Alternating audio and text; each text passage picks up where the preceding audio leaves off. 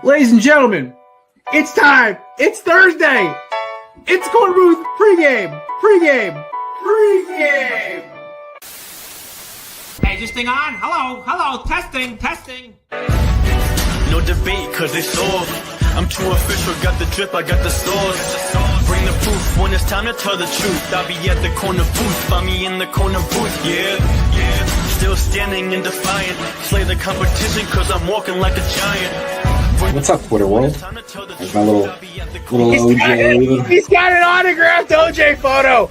Has anybody heard the story about the Glizzy guy? He fits today's generation. Oh yeah, speaking of lady basketball players, Lola Bunny, bonkable. Yes or no?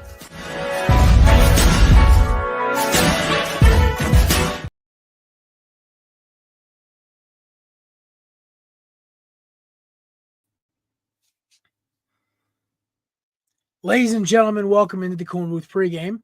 I am your host, Jared Clem, trying to figure out how the hell to get the audio through my damn earbuds, but apparently Beats doesn't want to work with me today, so we're doing it live.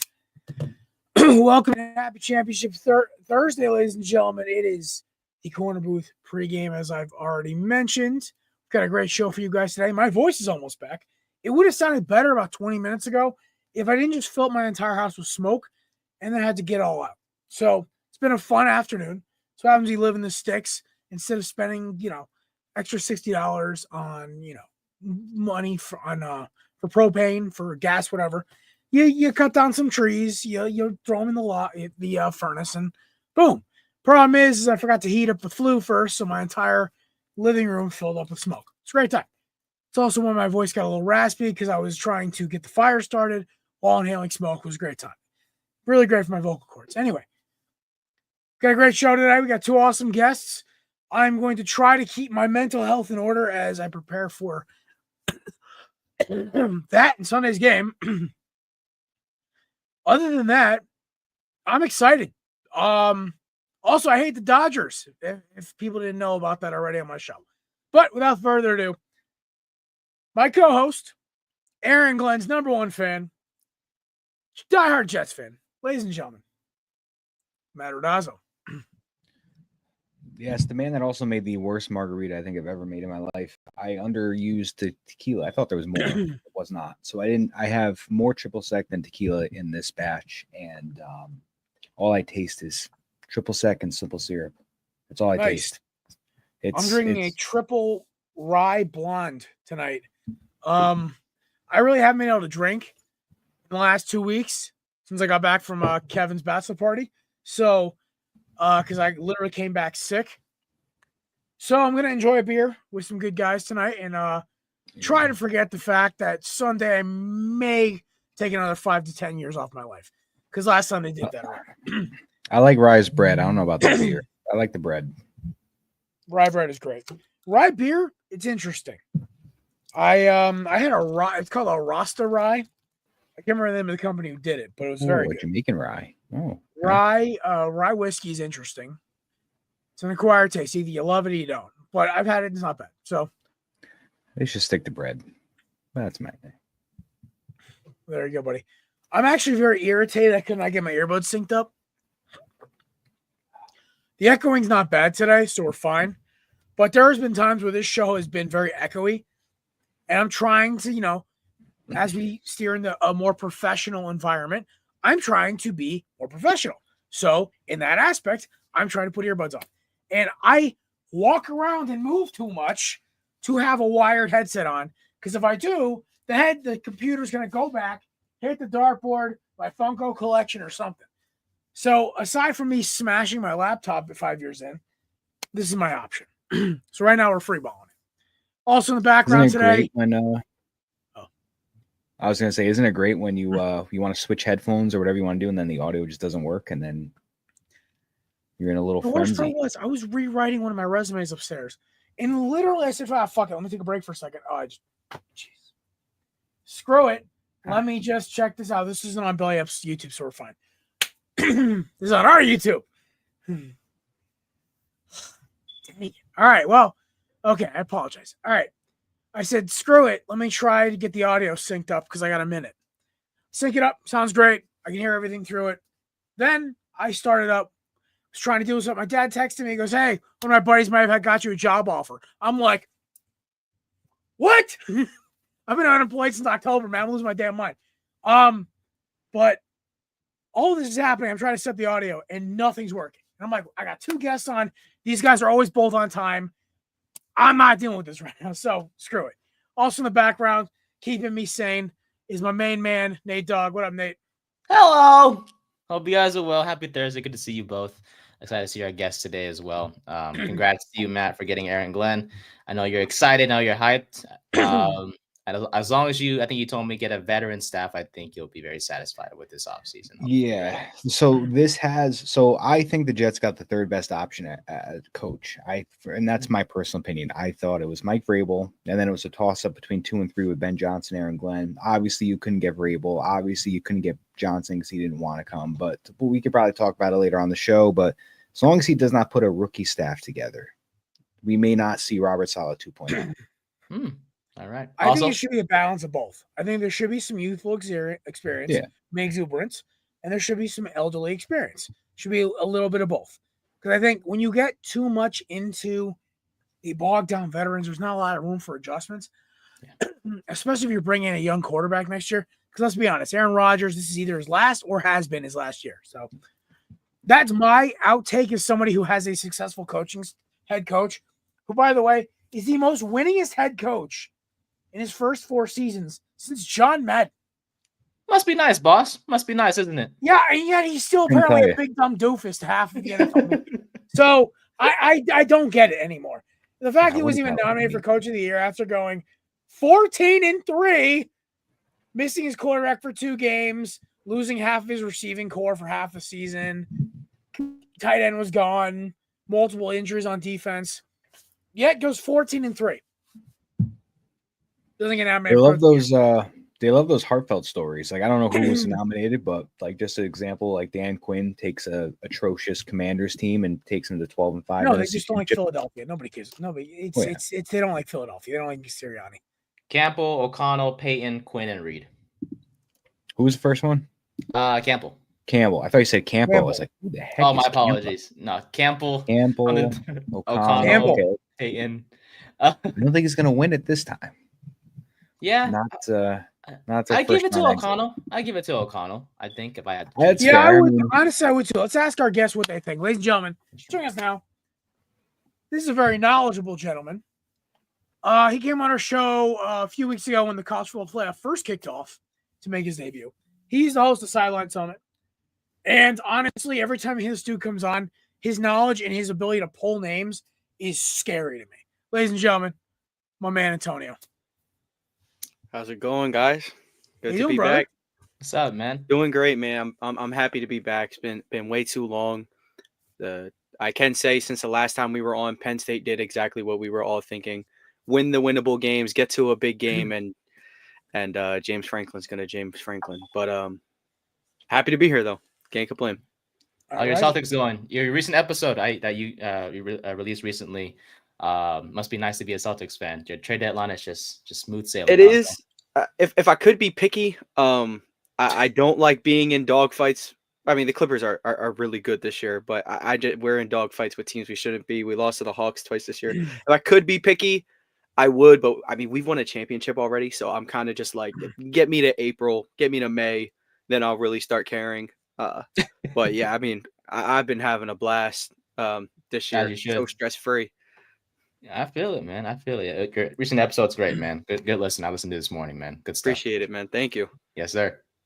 All right, and also joining us now, this man is Tagalong's father. My 3rd favorite cat, and the 4th favorite. Sorry, Brian. I have the 2 in my house, and then my best friend's cat. So 4th. Tagalong is still top 5. He's host of No Credentials Required, my man, Dustin. He is a craft beer connoisseur, a chaplain, and the only man I've ever seen plug his show shamelessly 60 times in one show. And honestly, he should be a marketing exec for it. He's the best at it. Ladies and gentlemen, my good friend, Devils fanatic, Ryan McCarthy. Thanks, fellas. And for the record, it was 59. 59, not 60. Listen, it's okay. He has the confidence to plug his own show. I have to be told to do it because I'm just like, in the zone, talking sports on other people's shows. They're like, Jared, where can we find you? I'm like, oh, I'm supposed to say that? Oh, my bad. So I always put in the tagline because if I don't, I'm never gonna say it. Ryan, are you also happy with the Jets move as well, Ryan? With McCarthy, with Aaron Glenn? Well, I was gonna say Mike McCarthy. No, Aaron Glenn. At first I was like, okay, I get it, but walking into the situation he has to walk into, he doesn't have to do a whole lot in terms of roster because unlike Robert Saleh, who is walking into the middle of a rebuild, he's walking into the middle of, I would say, a reset. So I kind of like it. He's coming home, as you can see down in my signature there. He's coming home. So so it's the team that gave him his first shot after his professional football career ended as a scout. So full circle moment. It's weird to say this because it's the Jets, but it is a team that is built to win now. They couldn't put it together because, in my opinion, coaching was just bad. But the talent on both sides of the field, I mean, you've got a defense that is capable of being a top 3 defense. And if things clicked yet last year on offense, this should have been a top 10 offense. So this team they're still technically built to win now. Their window, I would say, is open for this year and this year only. After that, you're going to have 6 high-name guys at least that are going to be free agents. I mean, you're talking Sauce Gardner, Jermaine Johnson, Elijah Vera Tucker, Breece Hall, Garrett Wilson. All those guys are going to be in contract years. All those guys are going to be in their 4th and 5th years. So you're not going to be able to keep everybody. So if you want to win, you're going to have to win now. And I think Aaron Rodgers would give them their best chance at this moment with what's available at quarterback. So I'm not opposed to him coming back and mentoring a rookie. But I like Aaron Glenn, like I was saying. He was my 3rd choice, which was a toss-up between him and Ben Johnson for 2 and 3, and Vrabel was 1. But I'm not mad at the hire. I mean, this is a man that knows how to coach in modern-day NFL. He's good with players. Seems like he's a very accountable, disciplined guy, and hopefully he can get these penalties down and he can be good with these timeouts and time management. And we'll go from there. But like I said, I'm eager to see his staff. I don't want a rookie staff. I don't want a solid 2.0. No, I would probably rather prefer a veteran offensive coordinator if that's possible, rather than going the veteran defensive route. Like I think I want this offense. Whose name is not Chan Gailey. Yes, I don't want that. No, that man's screwed. Man, you can't have a top 12 offense and leave. It's the Jets. You can't do that to us. That's just torture. No, well, plus Chan Gailey's offenses are good 1 year and then they're easy to figure out the next. Yeah, they hate tight ends. Pretty much. I couldn't tell you the name of the tight end of who was there when he had him because he got like 3 receptions on the whole year. But no. You're going back 10 years, bro. Oh, okay. 10 years. Dustin Keller? No. Oh, that's like 14. That's a pull, right? That's a pull. This is somewhere between Dustin Keller and Austin Seferian-Jenkins. It was right before Jenkins, I'm pretty sure. We might have had Austin Seferian-Jenkins that year. But there was it was right after like Jeff Cumberland, then, right, Matt? Yeah. Okay. It was after Jeff Cumberland, after like Kellen Winslow Jr., and it was probably around the time of Austin Seferian-Jenkins. Yeah.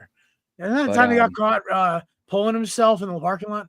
Yes, in the Target parking lot. It was Jeff Cumberland and Kellen Davis. Kellen Davis, that's who it was. Yes. Yeah. He had like 4 receptions or some crazy stuff.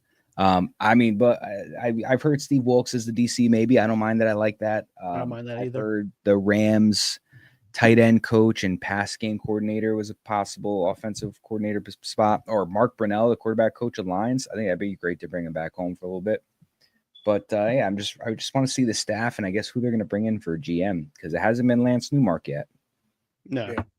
I think they're still interviewing GM, which is kind of curious. I'm kind of curious as to. Oh, by the way, definitely not Jacksonville's former GM. Oh, I'm going to get to that in a second because I just saw Jacksonville. I'm like, no, not. It just got weirder. Okay? It just got weirder. No, I'll end it with I don't know who they're going to hire as GM. I don't know how I feel about Lance Newmark because he spent 20 years with a really bad Detroit Lions team, and that just doesn't really show me hope. So I don't know. But we'll see. I don't want Trent Baalke. This is a good transition. I don't want Trent Baalke. All right. All right. Speaking of which, besides the fact that the state of Florida and Louisiana, Alabama, and Mississippi all got a ton of snow this weekend. Welcome to the Northeast, gents. Bourbon Street got 8 inches of snow, by the way. Just let that sink in for a second. I got 3 inches. You got about 5 up here. Why can't we get snow? Nate, You you get fired. complained. You Get your complained when government you hate were nature. 52 degrees. Yeah, but like I want to see snow. Like, you know. And move. You got to drop it down like another No. 25. It's the same reason when people complain about the snow in the Northeast. I'm like, you Yeah, live just in the go to Northern Northeast. You live in Northeast. Yeah, like, well, apparently now you can go as far south as Pensacola, Florida to get it. And it's just so. Nate, just go to Northern California. It snows up there. Apparently you can get snow in Arizona. I live in Northern California. There's no snow. Flagstaff, North. No, like Flagstaff, what is it, Prescott, Mendocino or whatever all is all the way up those top? Yeah. Oh, like the very top. Yeah, I'm Yeah, talking you about can like get snow from the very top of California. Oh, and I'm talking about- Big Bear, you can get snow apparently Too bad if all that water flows into the Pacific. because Nate's government hates nature. All right. Speaking of what the hell is happening, Jacksonville's driving. Let me fill you guys in. So they fired Doug Peterson on Black Monday. We all knew that was happening. Then they hold off on firing Trent Baalke, which had all of us scratching our heads. Constantly, they have candidates reject their offers because nobody wants to work with Trent Baalke. I cannot blame them. He has not been good anywhere he's been GM. Anyway, even in San Francisco, him and Jim Harbaugh butted heads. So, fast forward to the last 72 hours. Liam Cohen, OC of the Buccaneers, interviewed. He turned down the offer from the Jaguars and was about to sign a 2-year extension with the Bucs to remain OC. But time on the play, Mr. Khan decides to fire Mr. Baalke in the last 24 hours. So now the Bucs cannot get a hold of Liam Cohen. Neither can their representation. And it is now being rumored that he's going to sign with Jacksonville. What just happened? I think that just Only speaks Jacksonville could volumes. make this that dramatic. This is like straight up Josh McDaniels turning the plane around the way to Indy. Sorry, DJ. I think that speaks volumes to how, I guess, maybe not a lot of coaches or maybe organizational officials really care for Trent Baalke. I mean, the fact that this man was like, I'm good. I don't want to go there. I'm going to stay with my team. And then you fire the GM and you're like, wait a minute, you got rid of my boss. I'm interested. Yeah, I don't know. I don't know if he's not well liked around, but it is kind of interesting when he's like, I'm not coming to you guys. I'm going to go back to my team. And then you fire the guy he's going to report to, and he's all of a sudden magically interested now. It blows my mind. Hey, Antonio, what are you thinking about all this with Jacksonville just playing musical chairs with who's in, who's out? I'm gonna be honest. This is like absolutely awesome for them. I thought this was the ideal hire, even more so than Canales. I thought Liam Cohen did an even better job because he got the run game from one of the worst in the league all the way into the best. Of course, you have guys over there in Jacksonville like ETN is still an extremely talented back. He's just simply not had the juice the last year and a half. And Tanks Bigsby has had some flashes. So I think with those two, he could really work something out. But more so than anything, one, people just don't respect Baalke. That's not a serious figure in the NFL front office world. But I think it also speaks volumes to Trevor Lawrence, where, you know, I can't think of a more a talented guy, a guy of his stature who has just been placed in a horrible situation. Of course, that second year was absolutely special. He was one of the, for that back half of the season, looked like one of the best quarterbacks in the NFL, bar none. And he still has those flashes. It's about consistency. I think getting him with an offensive guy like Liam Cohen, I think he'll hit the ground running right where he left off in 2022, 2023. I'm very excited for this. And I guess, you know, people always say, oh, well, like, oh, now you fire him, like after you lost out. But, you know, better late than never. It will always be true because sometimes maybe you're not too late. Maybe sometimes, you know, just as long as it's never, things can still work out. So happy for Jacksonville.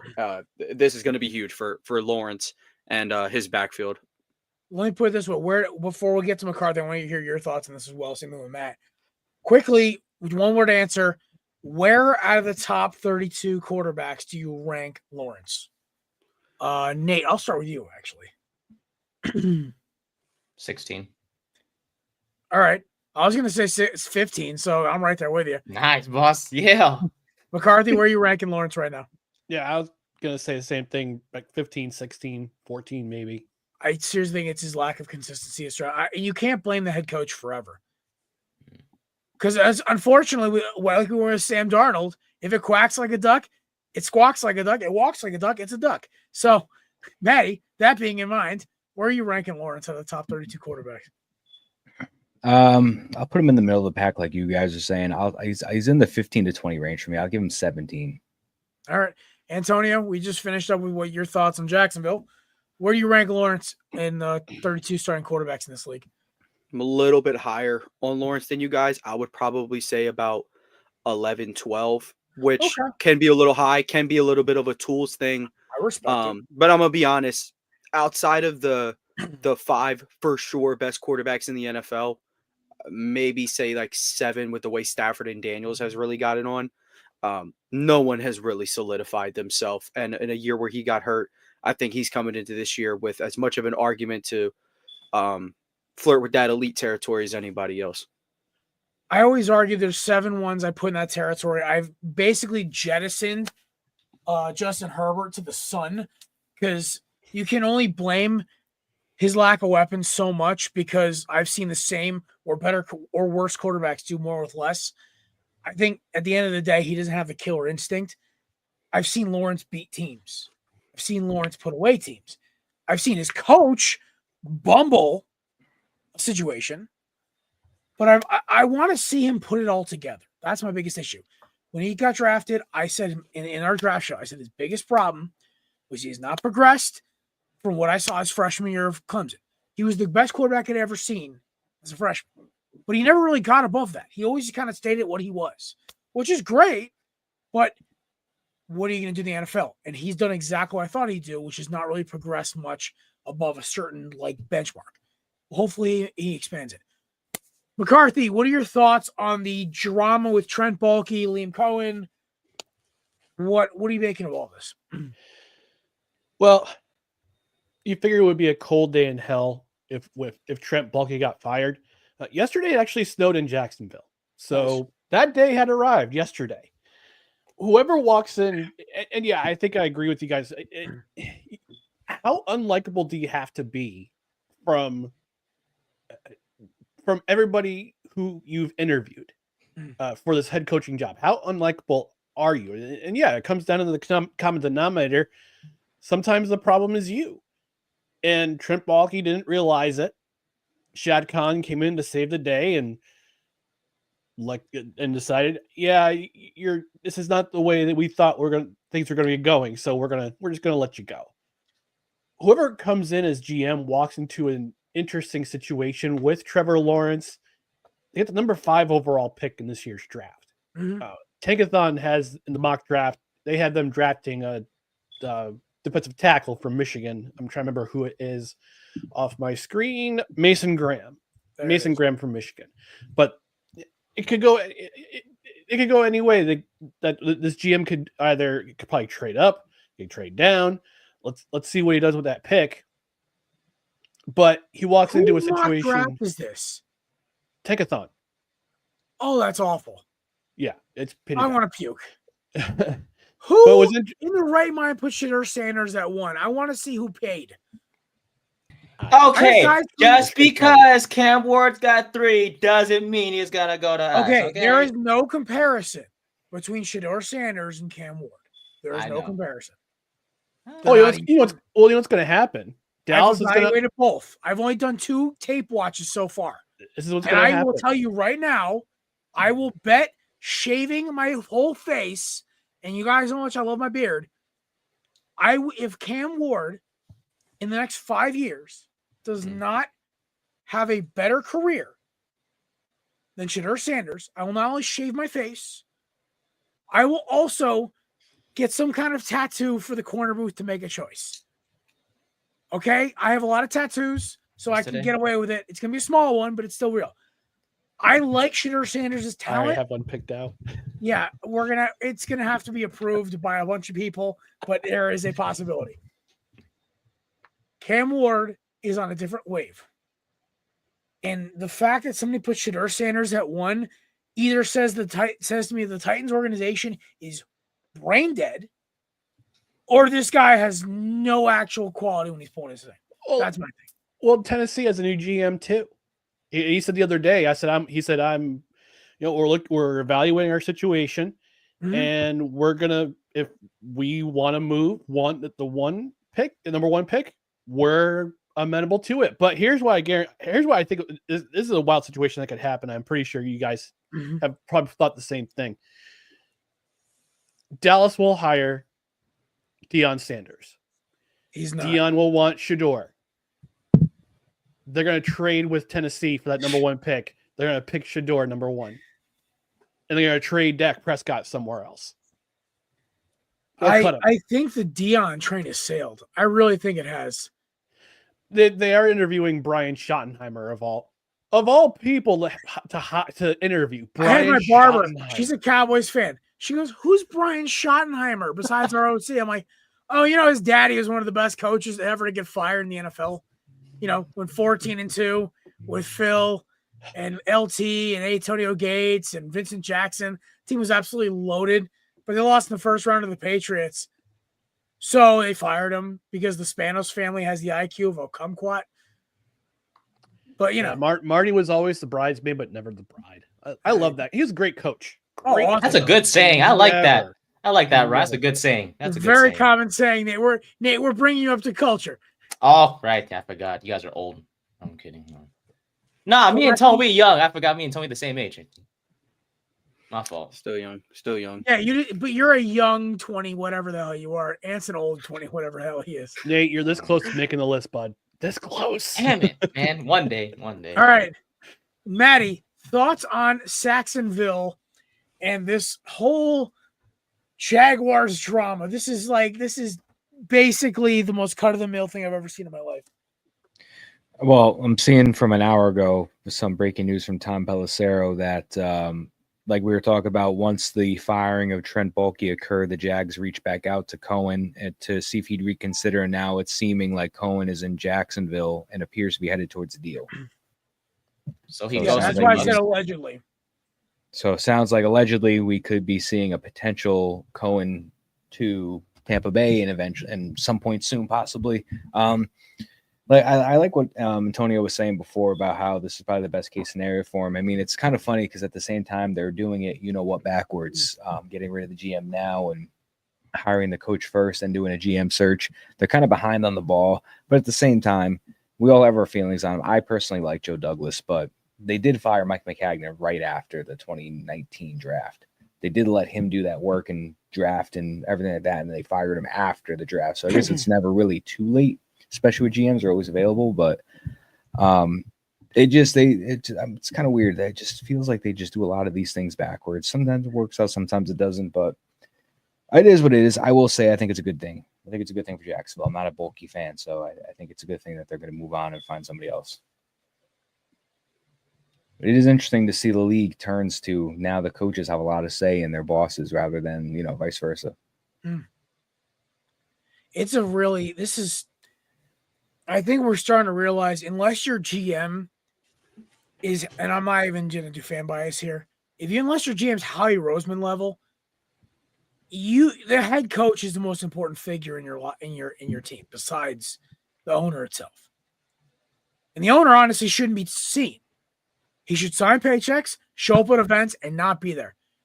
See, this is why. I mean, Ant, are you Philly? I was at the game last Sunday. I am so jealous of you. I want to see video. Dude, By the way, it was a time. Ant, I know obviously we'll swap numbers after the show, but obviously we know Gilly the King has established the new song for this Eagles roster this season. It's blow the whistle, but I sent you the video. Dude, a buddy of mine was actually in that little circle when Gilly had his little off-road vehicle after the game in the parking lot. Dude, the mob around that was absolutely wild. I don't know if you got to stop by there, Ant. I didn't get to see it, but I did want to ask you. So, did you see there's a video on Barstool Philly of a car like backing into a cop car?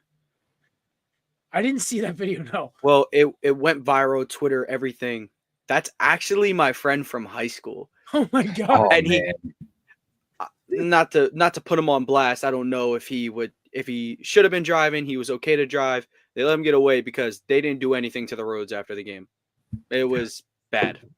I've heard. Wait, so you're talking about the neighborhood around, like the? I'm talking right outside of the stadiums. Okay, so that for those of you who don't know who've never been to that area of Philadelphia, it's a nightmare getting out of there when there's no precipitation.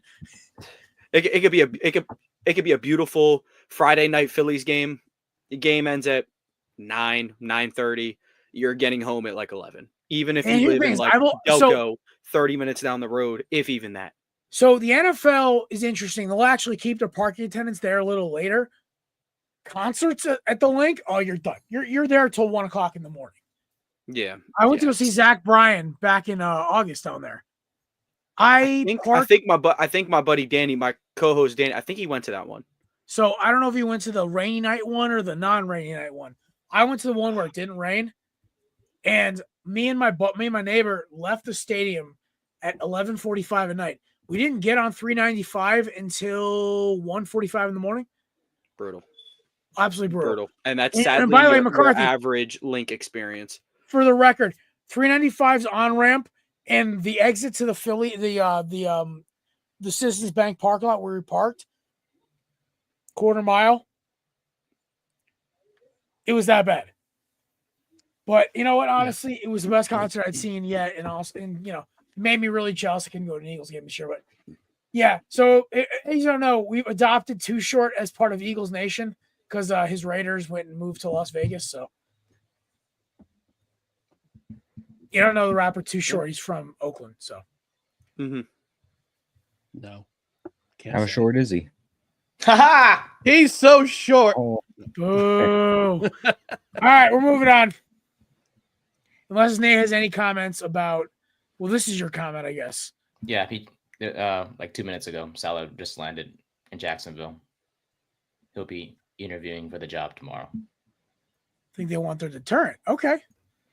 That's all. All right. Last short note, and then we'll get on with college football. I hate the LA Dodgers. Just because we're full of Asians, somebody got to be mad at it. Damn. Yeah, all your cousins apparently are colluding there, Nate. Damn right, as we should be. Okay, so the Dodgers have over $1 billion in deferred money. Oof. That's insane. And now there possibly going to be an investigation over the latest reliever, not Tanner Scott, the Japanese one whose name I cannot pronounce. Talk about Roki Sasaki. Yeah. Here's the deal. I hope the Dodgers burn for this. I hope they burn. Because this is the problem. The Yankees, as much as what they did back in the early 2000s, they did it because Steinbrenner just paid the tax. The Dodgers, what they're doing is basically doing what the New Orleans Saints have done for 10 years with the NFL salary cap, mixed with Bobby Bonilla's annual contract. I hope it all blows up. I hope this whole season goes upward. There's a second Sasaki coming out, maybe in 26. And this craziest thing is, shout out to my boys at Just Baseball. Apparently, the only hope to knock out the Dodgers is two teams. My Diamondbacks and Ants Phillies. That's it. The only two hopes to knock them off in the NL. Because they don't believe in the Braves. The NL Central doesn't really exist. It's kind of just like a flyover division. It's Milwaukee, and that's it. Yeah, but dude, Milwaukee's terrible. They lost half their roster. Milwaukee, honestly, the Pirates might win that division this year. They also lost Bob Uecker. Yeah, R.I.P.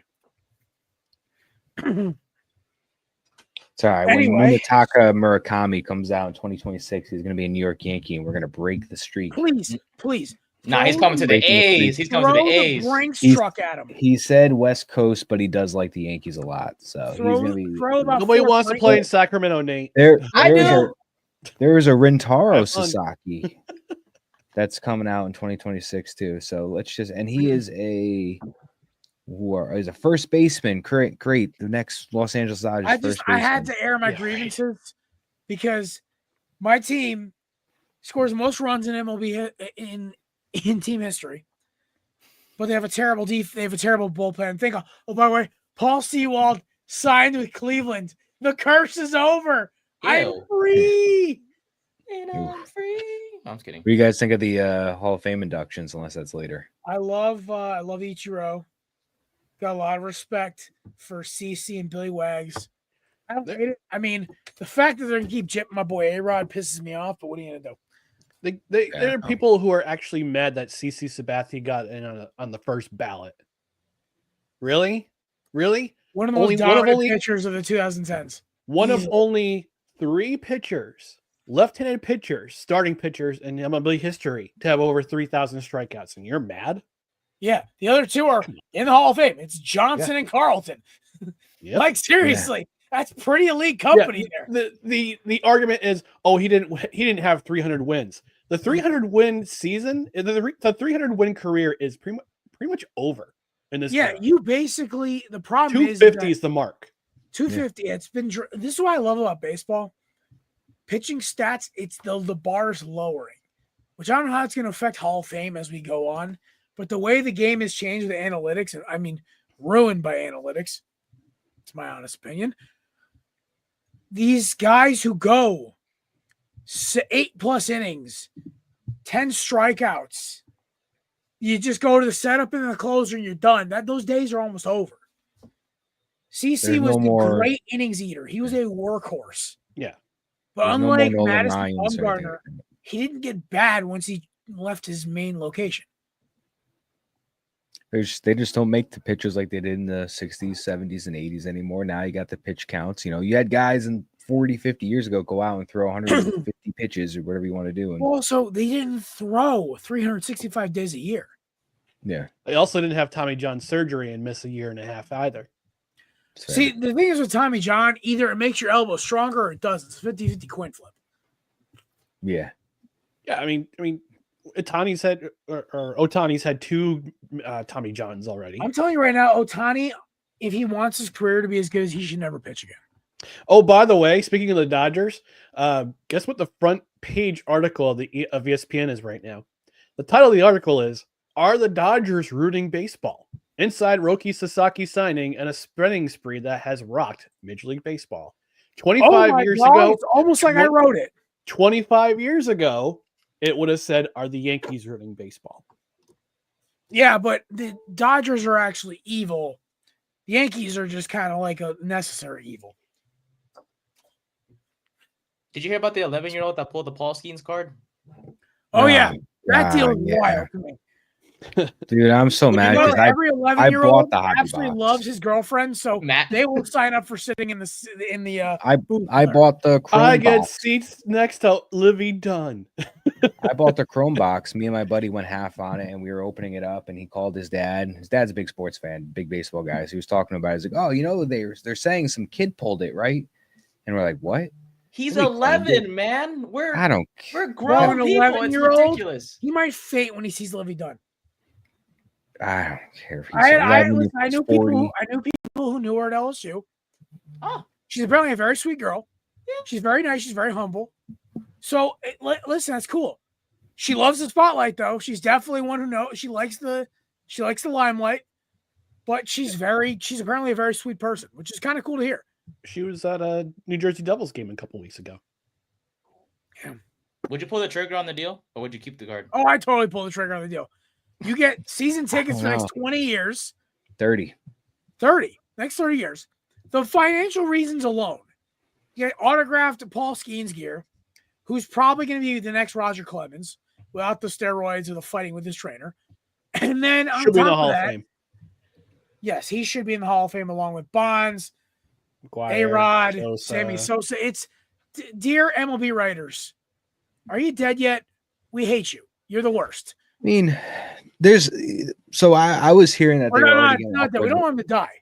Just, can we take away your writing license yet, like a driver's license? Because all you old bags of dirt need to go. I was hearing that they were getting an offer of maybe $1 million for the card. I don't know. I mean, I understand what you're saying because I thought about it too if I pulled it, but how much could it really be to sit behind a home plate at a Pittsburgh Pirates game? Like, let's be about $600. can't be that much. Please- It's gotta be please like, I bet hold. just Please $200. hold. I Nate, bet just we need 200 or less. research. I Go on our got friends it. over at SeatGeek. Ryan's got it apparently. But See how I much will that look at is. that I mean, you're not wrong with like the Paul Skeens autograph gear. If he does, it is technically a risk. It is technically a risk to hold on to it because you don't know if he is going to turn out to be the next He greatest blows thing out ever. his elbow twice. He's Jacob deGrom.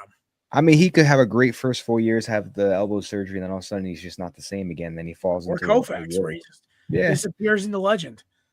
So I'm on board with the auction aspect of it. All right, but what are you I can thinking there, understand Antonio? You've been pretty quiet.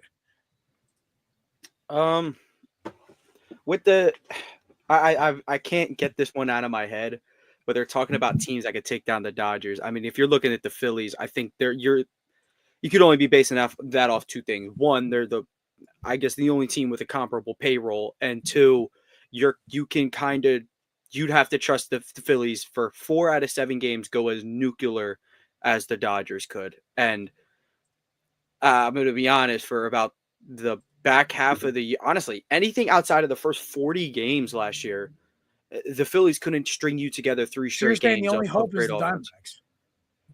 Because they own Probably, the Dodgers. and I'm going to be honest, Psychologically, we own the Dodgers. It's entirely on the back of like the way the Miami Heat were like annoying to the Celtics. It's kind of like that. It's the way they are really good defensively. I mean, the Diamondbacks are great defensively, and I mean, like, it ain't the worst thing ever on offense either. They've grown every year. They beat the Additions of Phillies Josh last Naylor. year. Exactly. So I would say they're them. I guess the Phillies have a puncher's chance because they have, Bryce Harper, Nick Castellanos, Kyle Schwarber, just guys who can like absolutely light it up. I'm going to be for real. I'm not. The Dodgers closer Mason Miller. The Dodgers have won a non-COVID ring. I think they've gotten over the hump. I think they've got. Yeah, to me, it's so. And to me, the Dodgers are the Cowboys of football for me, or baseball for me, except they actually win championships. All right, my hatred of the Dodgers is similar to my hatred of the Cowboys. Even though at this point, I mean, listen, we're Eagles fans. We were born and bred to hate the Cowboys, but I kind of pity them now because at this point they're so bad.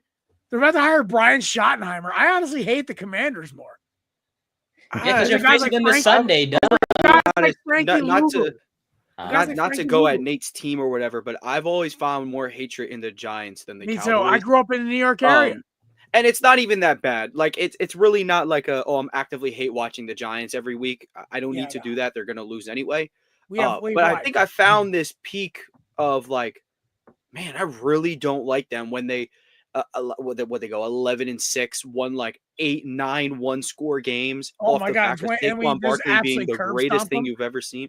Yeah, and then they got curb stomped, and it's like, and even then I was just like, this is throwback to like 2016. I said Saquon Barkley was the greatest running back prospect of all time, and I've felt that way ever since. Like I'm being a Penn State guy. That was too perfect. Being a Penn State guy, he was like everything to me. So to see him go over there, it broke me a little bit, but he came home all good. I wanted so hard to hate Saquon Barkley because he's too perfect. But then I met a girl that I did a move for when I was a mover. Her sorority sister is Saquon's wife or girlfriend, whatever the hell she is. Mm-hmm. So they know him. They know Miles Sanders. They know KJ Hamler. They know the whole crew. She goes, Saquon is like the nicest guy on the planet. He's so relaxed. He's such a good person. And I'm just like, I want to hate this man, but I can't. He's too perfect. And then he comes to us. And I'm just like. And he's even better. Dude, he's even better than advertised. He's actually rainbows. Like, he's, I believe, 356 scrimmage yards away from 3,000 on the season. Which is stupid. Mr. 3K. He would be the first to ever do it, I believe. Which is insane. But here's the thing is to me, right? So I have a hierarchy of hate for college. And I don't know, Nate and Matt, we went over this on Tuesday. I believe it was, as a Miami Hurricanes fan, obviously number one, there's no question. You guys know exactly what number one is. I will hate them till the day I die. Number 2, Notre Dame has moved up 4 spots. Because how do you blow that game and make Ohio State the champ? Number 3 is Ohio State. 4 is Clemson. 5 is Syracuse. That's my hierarchy of hatred right now. But in pro football, it's different. Pro football, it was Cowboys forever. But now I'm kind of just like, I feel bad. It's like, I think it's like Sonic 3 when he comes in and he sees Dr. Egghead playing bongos and you're just like, what the hell is what happened to you? Look how pathetic this is.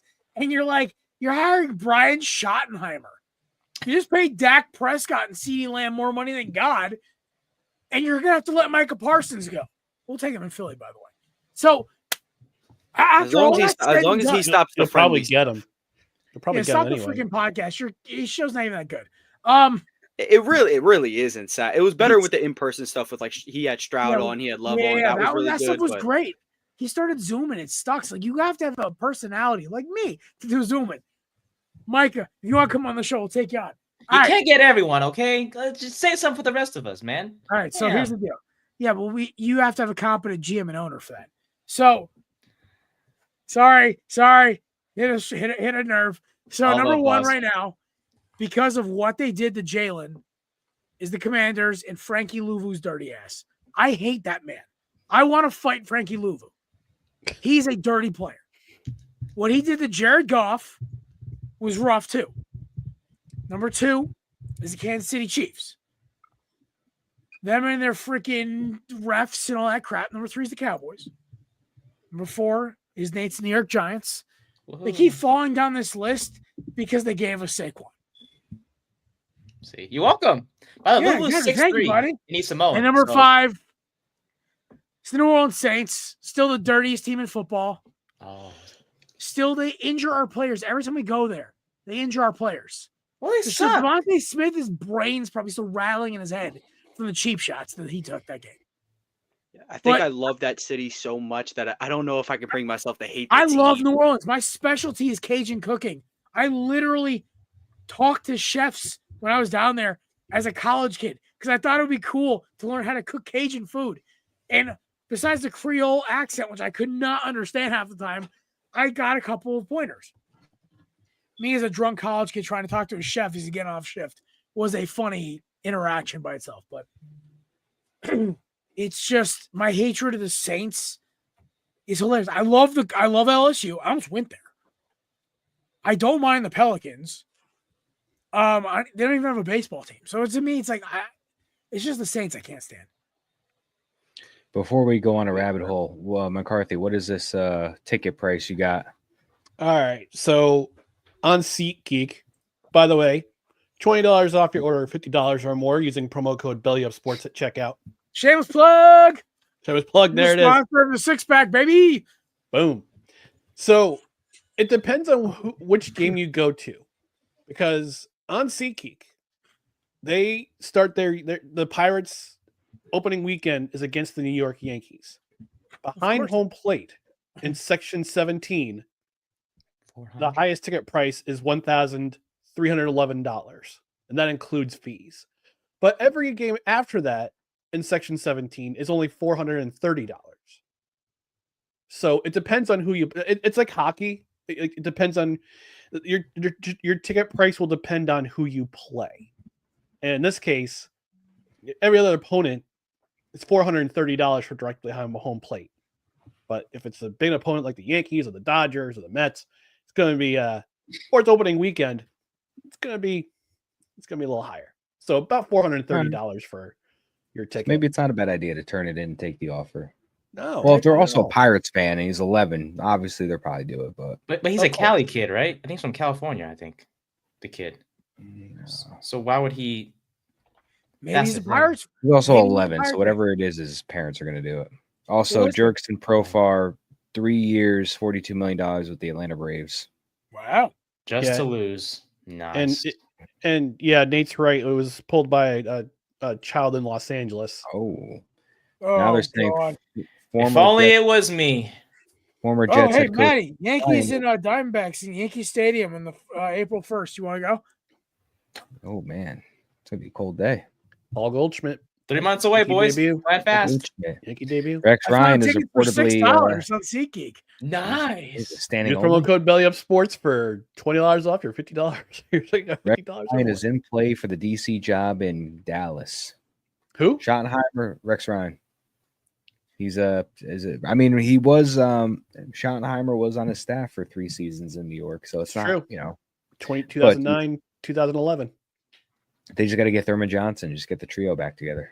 Yeah, right. All right, we gotta wrap this up. This is going off the rails. It's my bad, obviously.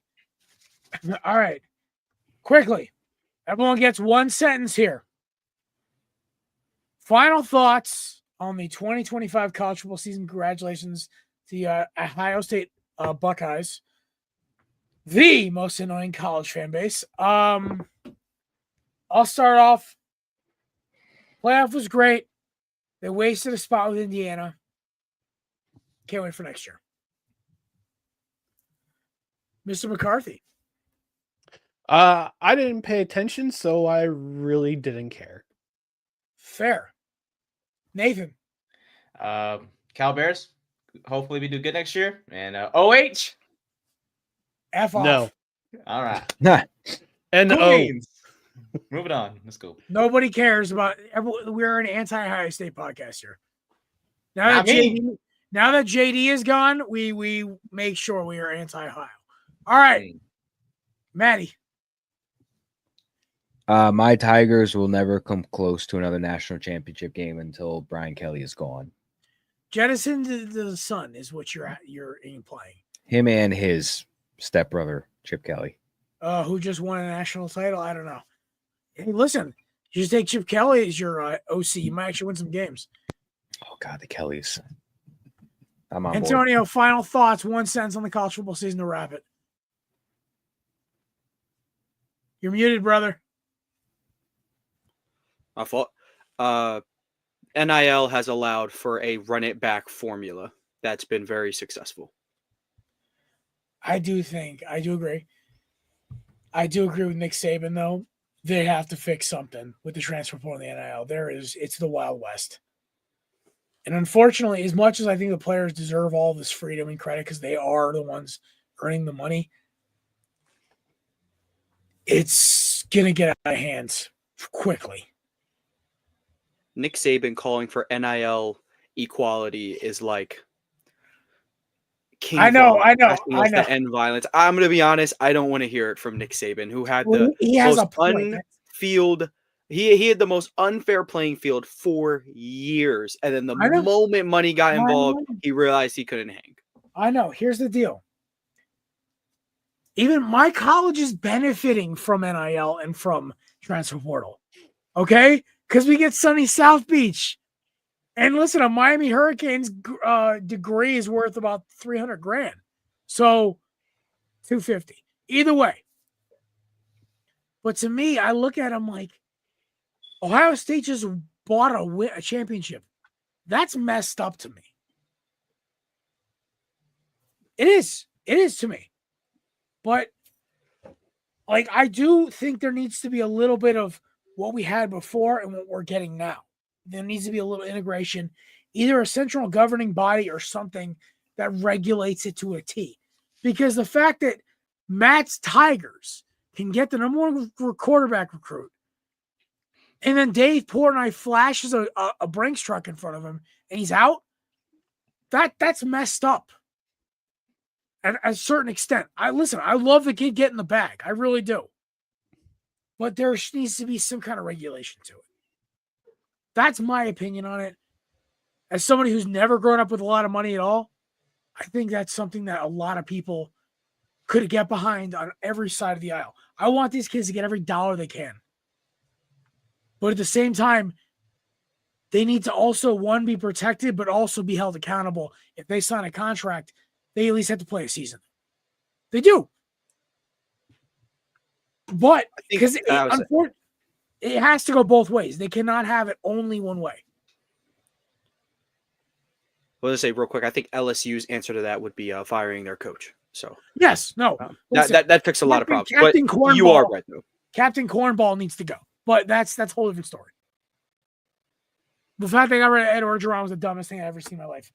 They replaced him with Brian Kelly. I can't wait for Carson Beck next year for you, boss. It's gonna be fun.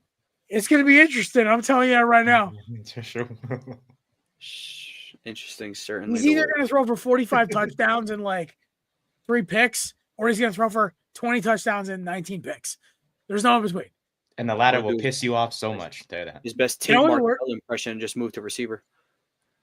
Yeah, he's already a better quarterback than Tate Martell because he's actually won games at quarterback. Oh, yeah, I remember that name. I was a big fan. Tate Martell's biggest claim to fame was Last Chance U and the fact he did a Kiki Paso for like 6 months. He said, "I will not transfer if Justin Fields comes to the school. I'll stay and compete." Fields transferred, and 2 days later, Tate was out. I'm like, dude, you didn't even like. Why did you just out lie? to Jaron Williams, who would show up to games hungover. Yeah, Jaron Williams was the biggest waste of talent I'd ever seen in a quarterback. This kid would come into the games wasted, and by halftime would have an interception, 15 incompletions. Second half, come out. All right, I got this. Slinging the ball around the yard. Dude was Uncle Rico. I swear. That Miami team in 2019 had so much talent. But all they do is they party the night before games. It was a whole scandal. Wild. Don't believe me? You want to take a deep dive tonight while you're having a drink or two? Look up the 2019 Miami party scandals. It's an interesting read. This just shows how bad of a coach Manny Diaz truly was. But anyway, I digress. We're gonna move on. You gotta talk about him. So, one last time, gentlemen. 6-pack presented by our friends over at SeatGeek. Promo code Billy Sports for $20 off your first initial purchase. As my voice is got about 30 minutes left of timer on my voice before it starts really going. We're gonna start off with this game. So today was the first day I was able to run since I got sick, and I felt great. It's been almost 11 days since I've been able to actually like move. And so I'm watching the treadmill. Watching the TV while I'm on the treadmill, and I keep saying, how are the Eagles going to stop the Commanders? And I wanted to go back to 2 games for you guys. One, the Eagles, when they beat the Commanders, it was a close game. The second time, the Eagles were up 14-0 when the Commanders had to do a cheap shot on Hurts to give him a concussion to knock him out, courtesy of the dirtiest player in football, Frankie Louvu. Frankie, I hope you hear this. I hate you. I'll see you in the street, buddy. It's on site. I do not like him as a player. I think he's very dirty. I think he plays too late. I love intense players. I love guys who hit hard. I grow idolizing Sean Taylor, Ray Lewis, Ed Reed, and everyone in between, Brian Urlacher, everyone in between, Brian Dawkins, who's my hero. There's a time and a place. Brother, you are a problem. You are Brandon Merriweather. You are a dirty player. Anyway, it took a dirty hit from Frankie Louvu to knock out Hurts. And then Nick Sirianni not wanting to ruin the game calling with Kenny Pickett, and an injury to Kenny Pickett, it's caused the Eagles to lose. And it took them to the last second to beat us. So,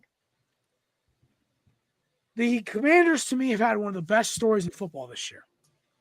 Jaden Daniels is by far the rookie of the year. Amos is otherwise upside the head. But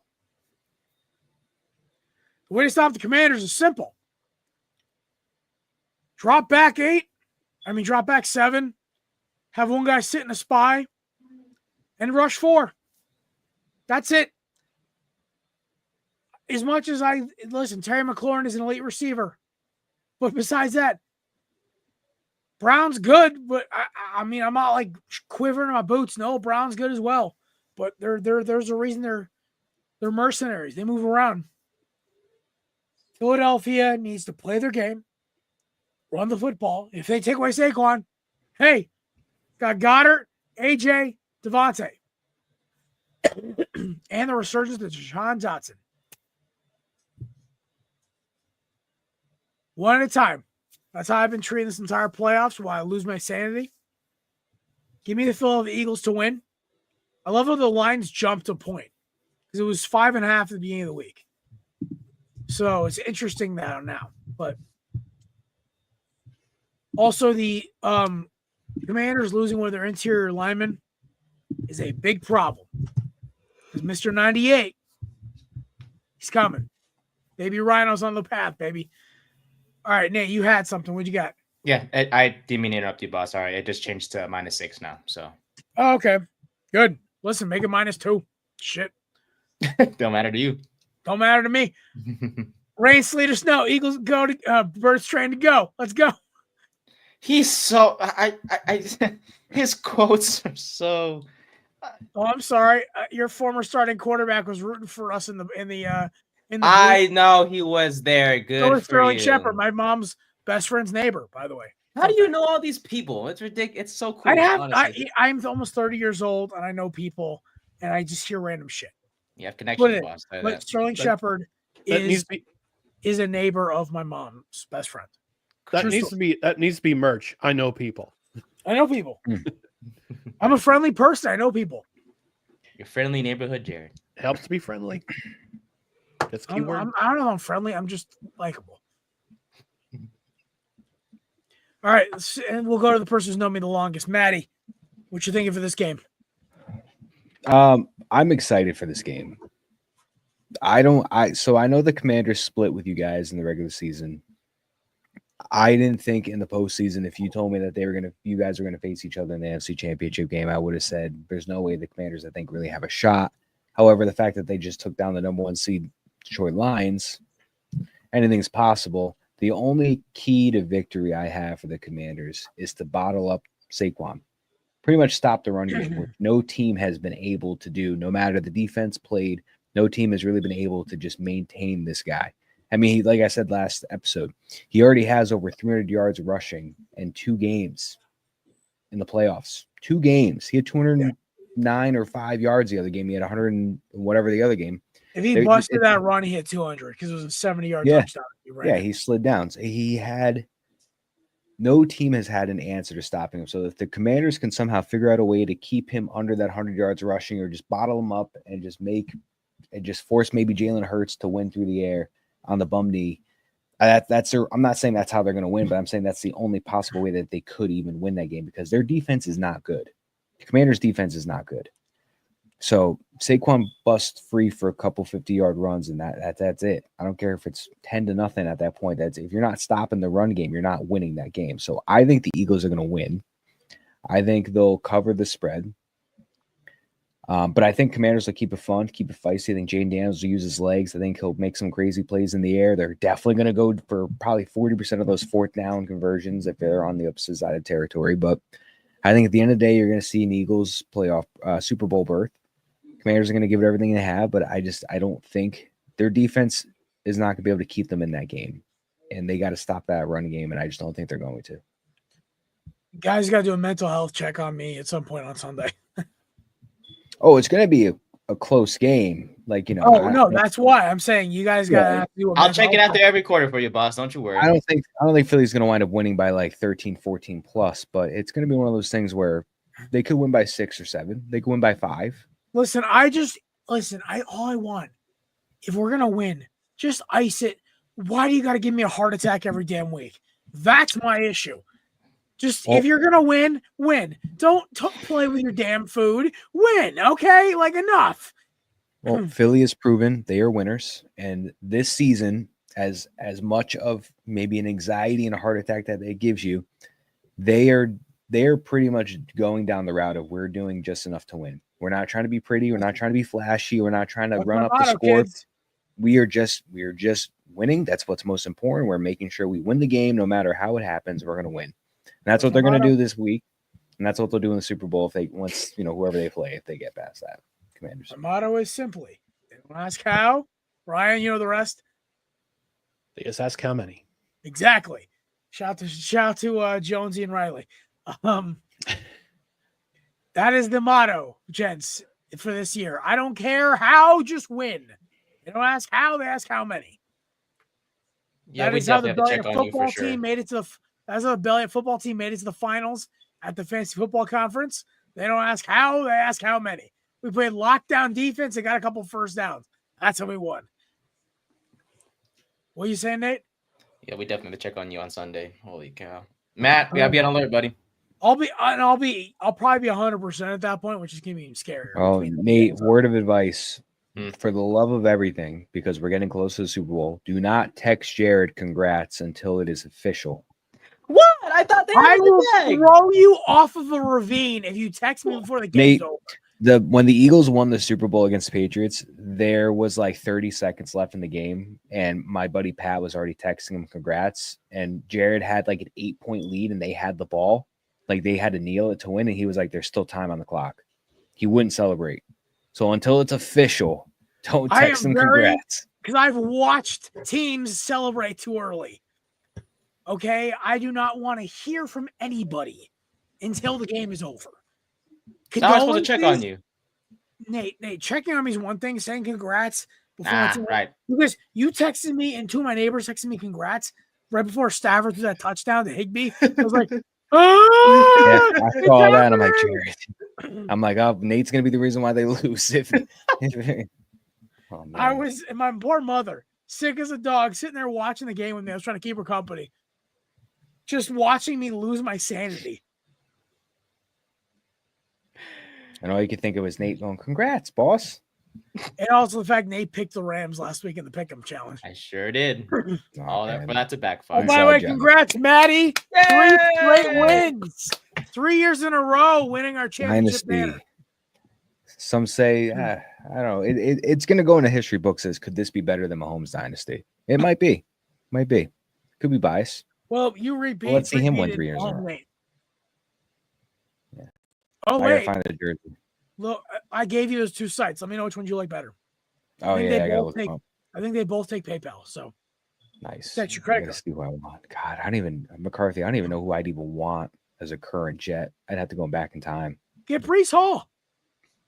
I don't know who's staying. I'm gonna All pick right. the one guy Fair that's gonna enough. leave. We'll figure that out later. Antonio. Quinn Williams. Do I even have to ask? That's my thought. I think, of course, I think the Eagles are going to win this game. And honestly, the closer we get, the more things I'm finding, the more things I'm seeing that just kind of point to the Eagles. So first game, the Commanders kept it close. Their offense was not pretty at all. Neither was the Eagles until Saquon started to break the game open. So I would truly, that game wasn't as close as it seems, but it also wasn't as pretty as the Eagles' points made it look. And then in the second game, the Eagles were completely dominant through the first 5 minutes. I mean, Commanders get the ball, they fumble, Eagles drive down, score immediately. They get the ball back. Jalen Hurts goes on a 30-yard run, gets a late hit from Luvu, which is unfortunate because I think he's a really good player. It's just that he didn't really need to do that, but I get it. It's a runner. Things happen. And then, Kenny finishes the drive, which is, you had to go 15 yards. If you can't, you probably shouldn't be in the NFL. And then the next drive, Saquon breaks one, and then from that point on, I have to give the Commanders credit. They shut down Saquon completely. The end game stats look great. Second half, he had 16 rushes for 27 yards. It's simply not going to get it done. Now, what that tells me is that is a Jalen Hurts stat. Not even Jalen's absolute threat to run the ball, but from last weekend against the Rams, Jalen was checking into a lot of opposite runs, running away from, Jalen can read a defense. Kenny Pickett can't. Basically that, and Kenny Pickett is not a threat to run nor throw. So, we're loading the box, and usually that isn't necessarily the case for the Eagles because you actually give them a bigger shot to. If all the run blocks hit and you load the box, send 8, then once he's out of there, he's out of there. All you need is the crease, baby. So I think with Jalen's ability to change things pre-snap, he had a really good one where he changed. They were blitzing heavy on one side, but they changed it to the other side where it was like the guys rushing where it was an edge rusher, a middle linebacker, and a safety. You'd rather run to that than like Jared Verse. So they did that. It was a great gain. I think with a little bit of that, the Eagles picking up where they left off. Run a check off too. That was also Saquon thought they were going the other way, but the only thing that was changing, it was going from counter to the right to just we're going to run power straight to the left. Power. Yep. And then that's exactly how it happened. So Jalen's running ability was on full display in that second Commanders game until he got hurt. He had, I think, 50 yards on the ground before he got hit. And Saquon was also average. He was like 10 yards a pop before, Kenny came in full time. So I think if the Commanders won a shot, I mean, like they did put up 30 something points last time. That was also probably my last big point of this. The first game, the Eagles were dropping 8 consistently or dropping 7 consistently. And Daniels had a passer rating around like 30 or 40. It was pretty bad. It was pretty bad for the Rook. The next game, Gardner Johnson goes out. You don't trust McCullum in coverage. They have to blitz a lot more. That's not really Fangio's style. Yeah. Daniels lit him up. He had a 90+ rating. He 5 turnovers by the offense. Call it what you will, but I mean, they scored like 35+ points. So I got to give him credit there. It was So the my thing is, sloppiest win I've ever seen in my life. yeah, I would say Gardner Johnson and Hurts obviously make all the difference in the world. Eagles cover the spread. Kind of like Maddie said, Commanders will make it interesting. A very, very nice story. Very happy for Dan Quinn specifically. I feel like me included, a lot of people wrote him off. Not a inspiring hire, but he's done great this year. But give me the Eagles.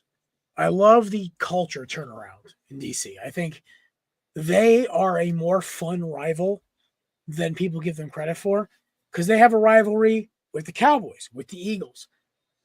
That's automatically sign me up. That's fun. No offense, Nate, but nobody really gives a crap about Commanders Giants. It's kind of like a throwaway game. It hasn't been fun since OBJ versus Josh Norman. Well, even that, because Josh Norman was more notable in Carolina than Washington. I get what you're saying. Yeah, so the thing is, but the Commanders are fun. Jaden Daniels is fun. Dan Quinn is an interesting coach. And also, the memes about Dan Snyder were kind of getting a little outdated. So I agree with you there. McCarthy. The red microphone's got me a little scared. Dun, dun, dun. That's how it showed up in the mail. Well, I know if it was like Kevin's where you could change colors on it. No, I didn't get that one. Plus it was Prime Day, so that's how I got it. So for me, it's going to depend on which version of Jalen Hurts shows up. The last game he played he attempted only 4 passes and was bounced from the game due to I think was it a concussion or was it a knee injury? I can't remember. That's what I thought. He's been battling some knee issues. He was limited in practice. I've seen in social media he was limited in practice this week. He's going to play, but it's going to depend on which version of him shows up.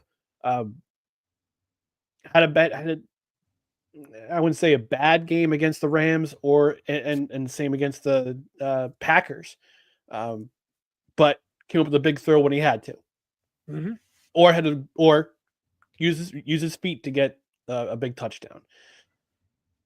There's just something about this Commanders team. It's something special. Something special is about them, and I'm kind of low key rooting for the Commanders to go to the Super Bowl because I would love for them to troll America by coming out with the old crest on the helmet. It's a fever dream, though, McCarthy. It's a fever dream, but I would love it because it would just be hysterical.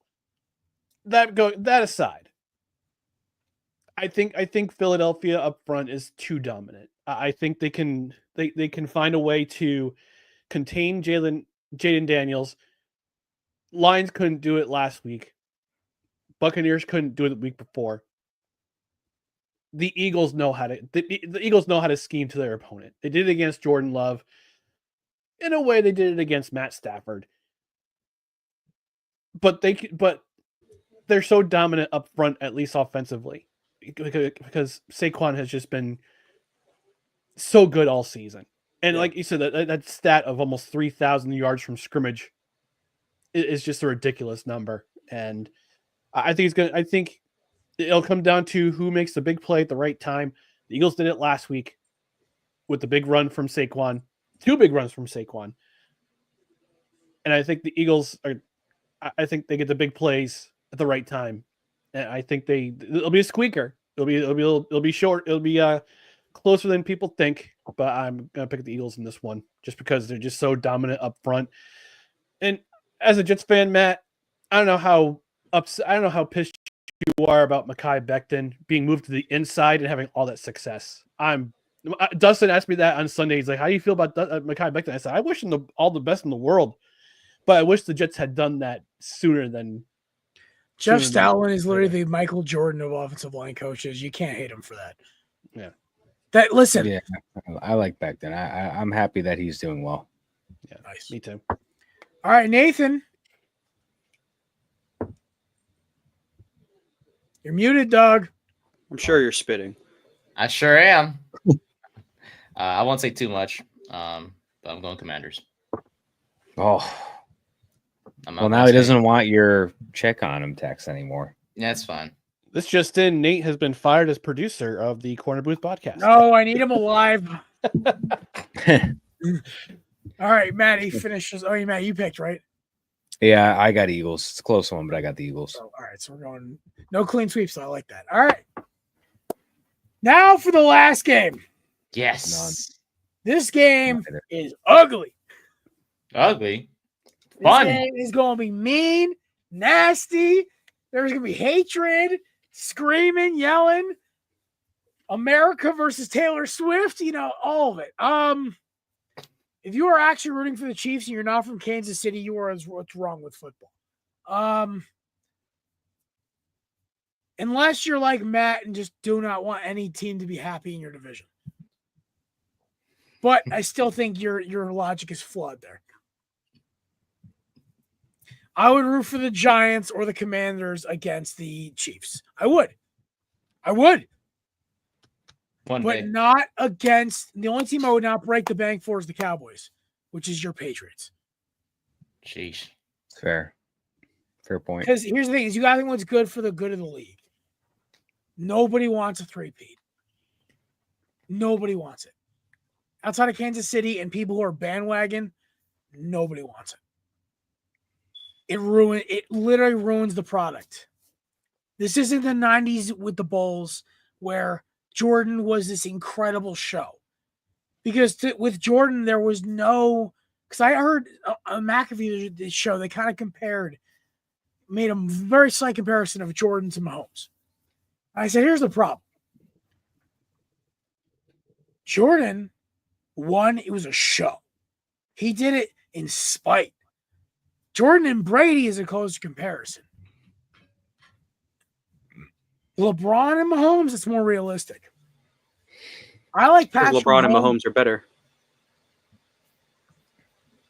You're done. Banned.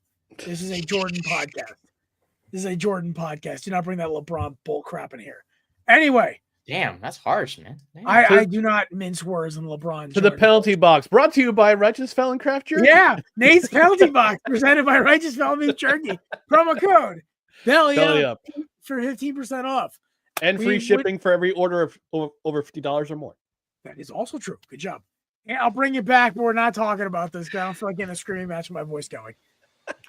I am very passionate about my protection of pre-2003 basketball. Well, MJ was bad when he was with the Wizards, but yeah, we'll be fine. Listen, he still dropped 35. We don't talk about those years, Nate. Still better than 80% of the 4-year-olds that ever lived. Anyway, so let's see LeBron go play minor league baseball. Points. Unless you're talking Mariah Carey at the 2002 All-Star game. Was all right. My point was that the biggest problem I have with Mahomes is not his talent. It's that off the field, I love Pat. Pat, as a normal dude, is great. Drinks Coors Lights, gets drunk at his friend's wedding. Him and his wife are country bumpkins. They're funny people. He's a sneakerhead. He's a normal dude. He is an average guy who plays quarterback. On the field, I get a little elated when somebody lights his ass up. I really do. When I see him flop on the sideline, I want Will Anderson to give him the people's elbow. Because to me, that's the whole problem with the game. Him faking the slide, I can't do that anymore.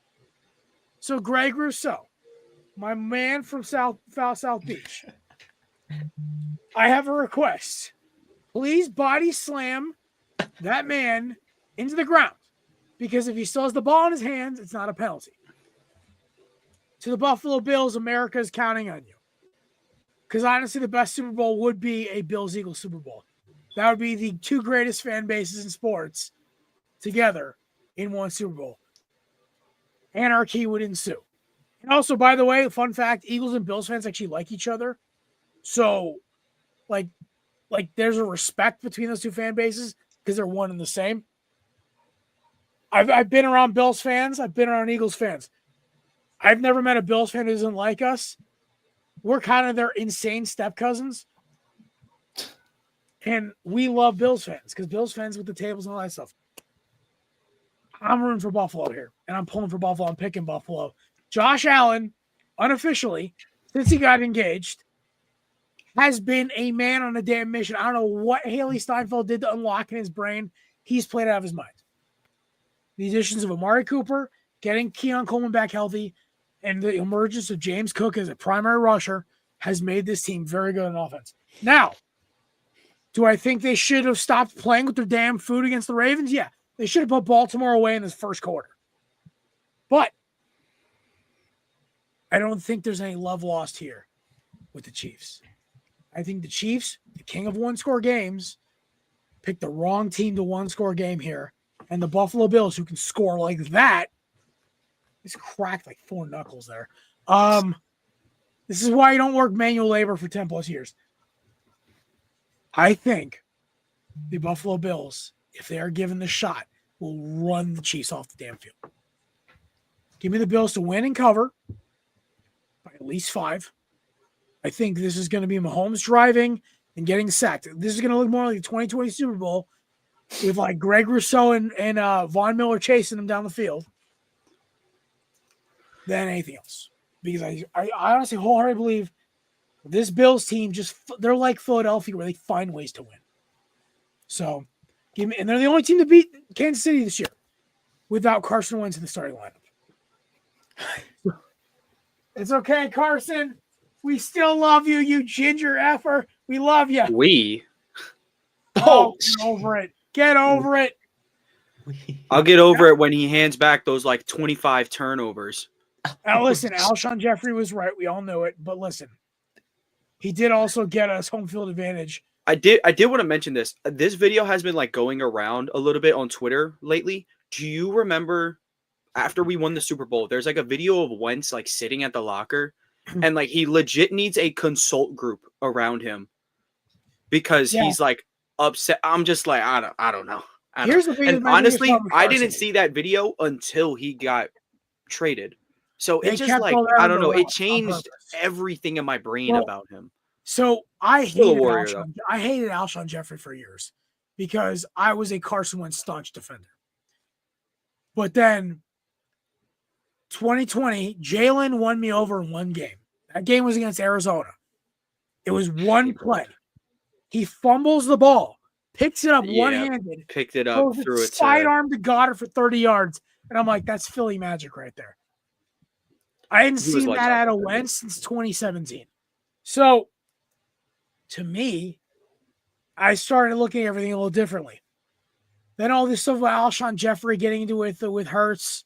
And I'm just kind of like, maybe Alshon was right.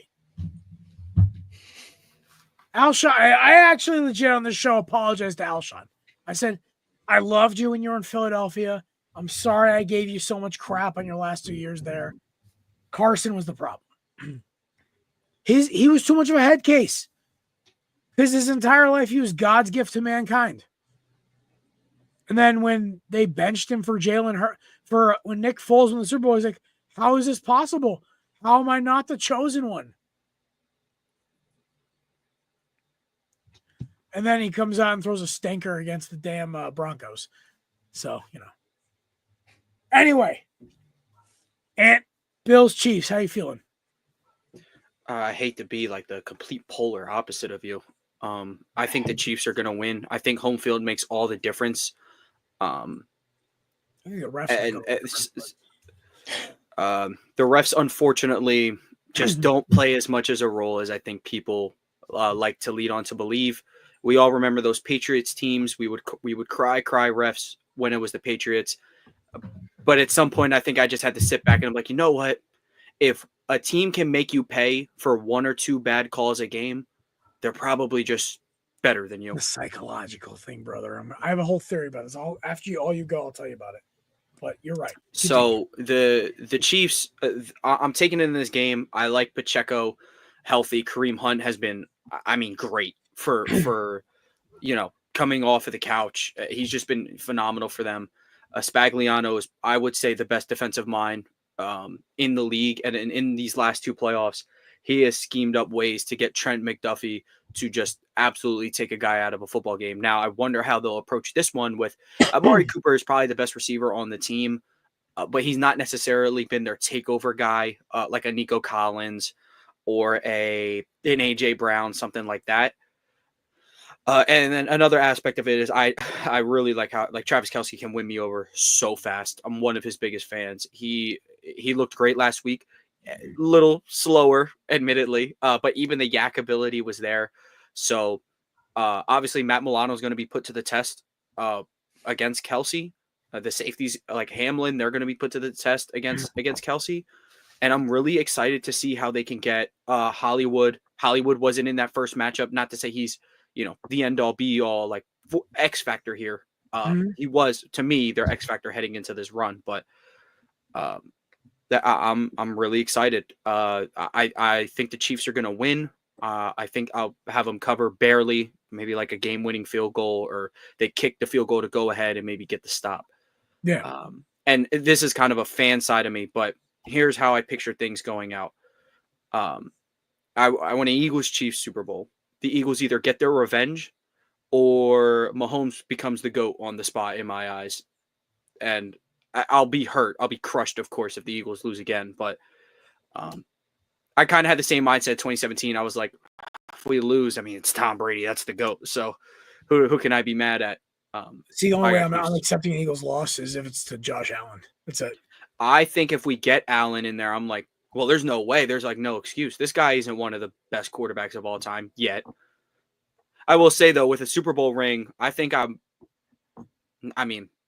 would be kind of projecting a little bit, but Josh Allen is a lot closer to that top 10 talk that I think people are ready to believe. He's absolutely phenomenal. So, let me ask you this. Let's say Jalen balls out next 2 weeks. Where do you rank him? Like as I know I'm he's a little not bit higher. I'm a little bit higher on Jalen. I think the rest of the league, that could be a little bit of Eagles bias, but I'm big on how he plays when things are at their most tense. There's not too many better. You know who I equate him to? Big Ben. I kind of like that he one. Just wins. It's what he does. Yeah, I would probably say if Hurts can really give me 2 lights out performances, I may be in the minority. The 5 guys at the top are cemented to me. Maybe you could flirt with the idea of Herbert just because the 2 times he got on the biggest stage possible. I stack him ahead of Herbert. It's just like Herbert just picked a bad day to have his worst game ever. So I don't blame you for that. He's a professional. But he's certainly, a couple of years ago, I had it as a top 6, and it was Mahomes, Allen, Lamar, Burrow, Herbert, Hurts.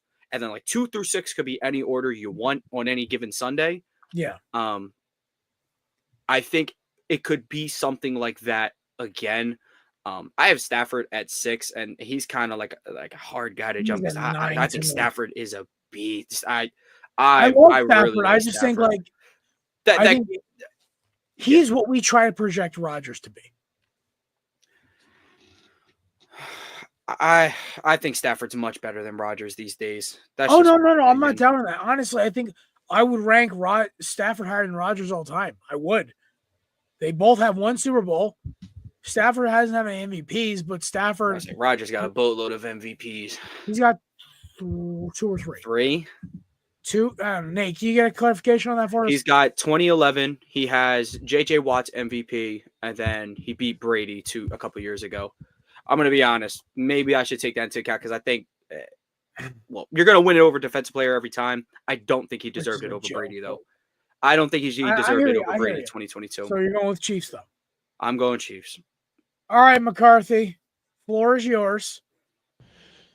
So on Saturday, after the game ended between the Chiefs and the Texans, I posted this on Twitter, my personal Twitter account.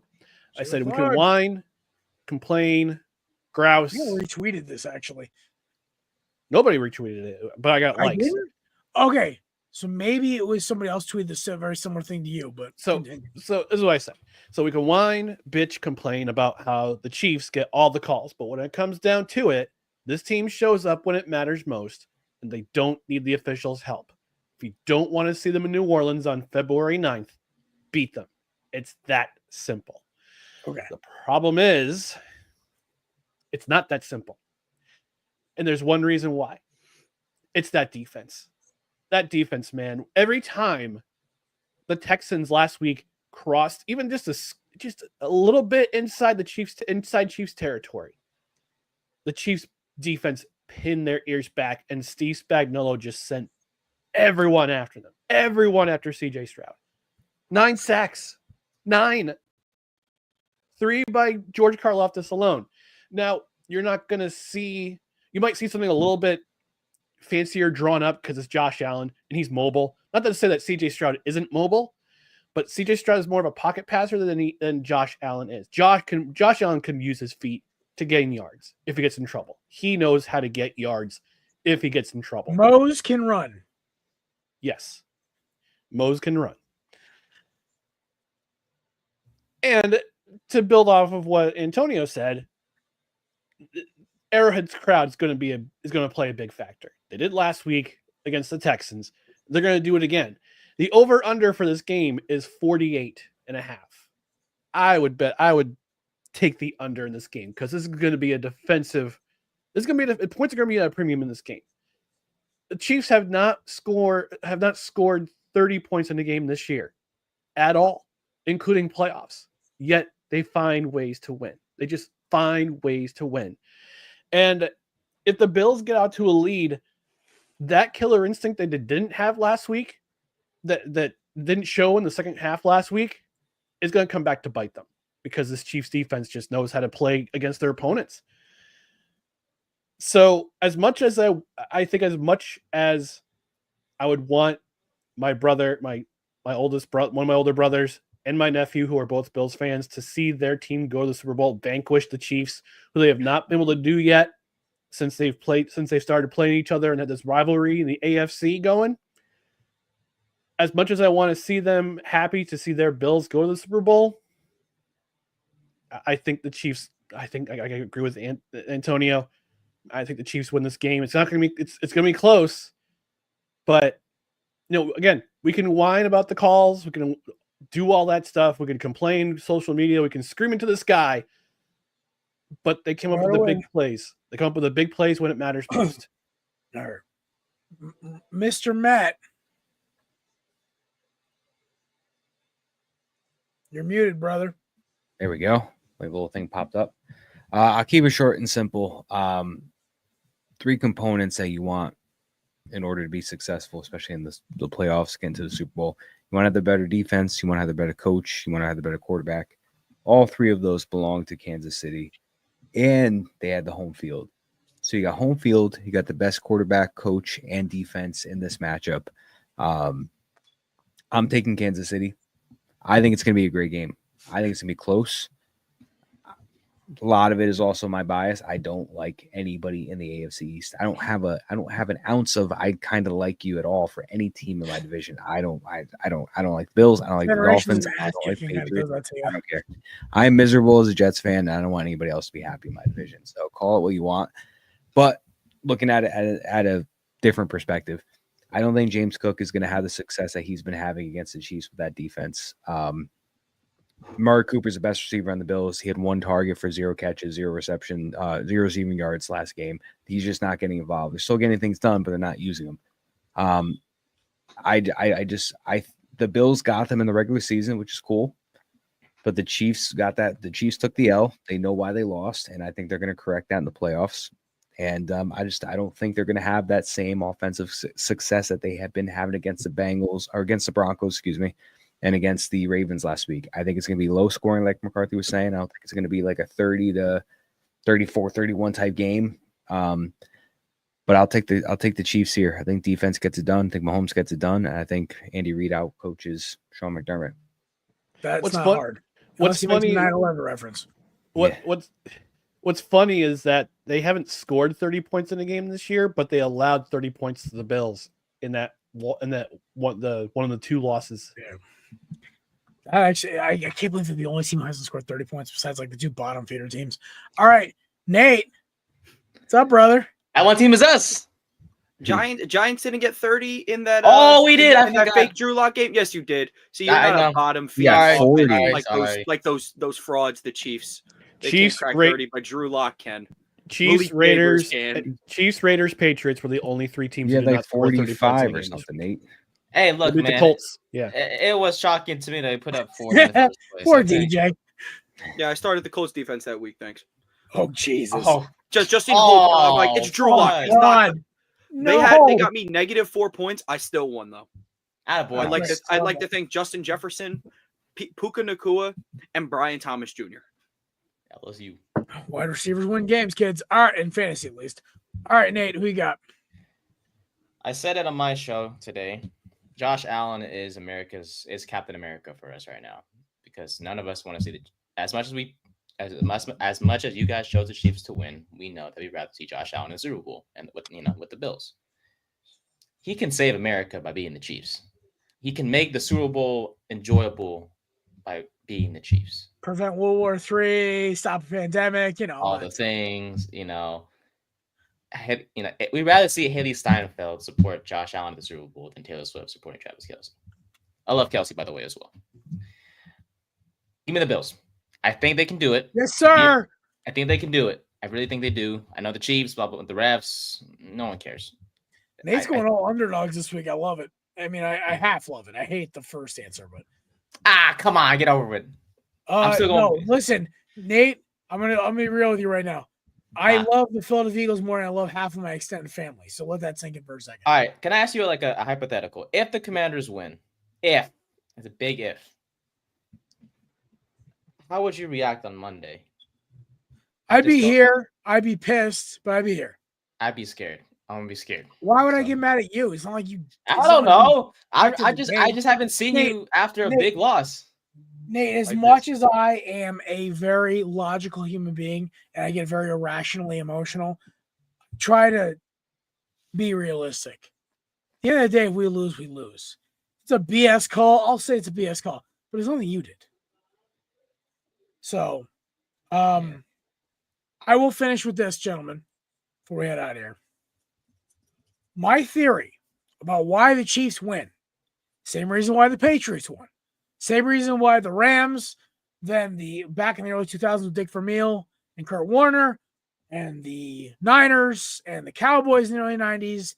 Then you talk about the 49ers and the Steelers and everything else. When you're playing the big dog, what is the one rule? It's what the Eagles did. It's what the Giants did against the Patriots. It's what the Buccaneers did against the Chiefs. Play your game. Don't play theirs. Play yours. If you play your game, you win. But the psychological warfare that comes from playing the top dog. Listen, the Texans had it. They were in that game. Yeah, there were 2 dumb penalties, but how'd you react after? You gave up big plays. You didn't play good offense. The Texans offense was awful. It's what it is. Yeah, the Eagles should have dropped. The Chiefs got lucky on the call from Juju Smith-Schuster against James Bradbury. The Eagles should have put him away. They were up by 12 or 11, whatever the hell it was. Score, get down, get a field goal. It's a 14-point game. Then you can just play basically kill clock, run the football. But Miles Sanders fumbled. Jalen fumbled. Jonathan Gannon would not make a damn adjustment. That's what happens.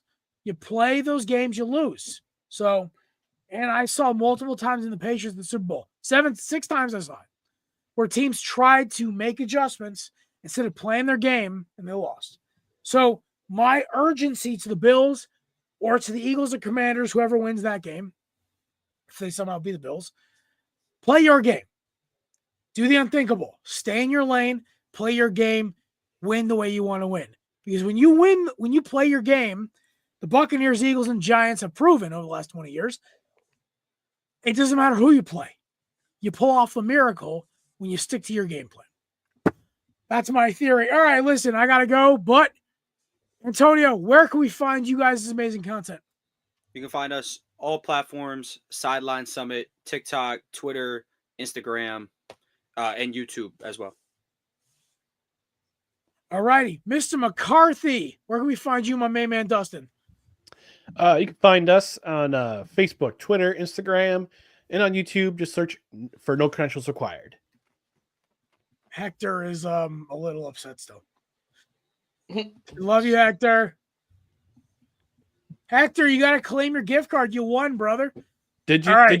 Did you dig yourself out there, Hector? Just an FYI, just a question for you. Jesus. All right.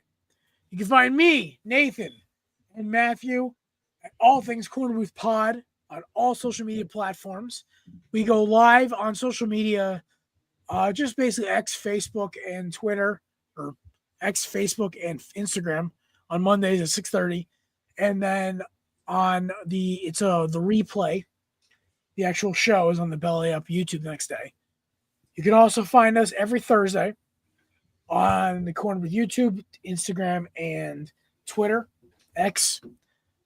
On Thursdays at 7. It sucks. We only have 3 football games left, guys. Don't worry, we're not going anywhere. We're gonna miss one Thursday show. That's it. We'll be right back at it. So, ladies and gentlemen, I hope you all have an amazing week. Go Birds. And hopefully I'm not losing my damn mind on Monday morning. Shout out to our sponsor, SeatGeek, Righteous Felon, and Candidates. Peace.